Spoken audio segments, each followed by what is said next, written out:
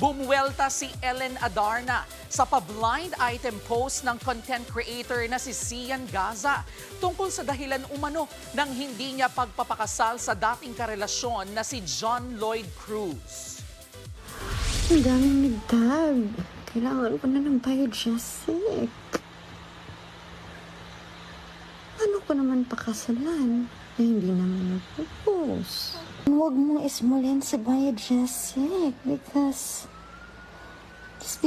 simple lang siya. Payo pa nga ni Ellen, kung makikimarites na rin lang, alamin daw sana ang mga tamang detalye.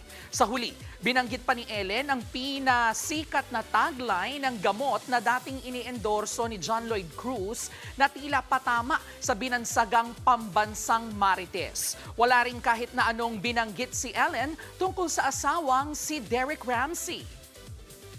Mga kapatid, Jervy Wrightson po, eto na nga. Para sa latest showbiz news at iba pang kay-alaman, mag-follow at mag-subscribe na sa social media pages ng News 5.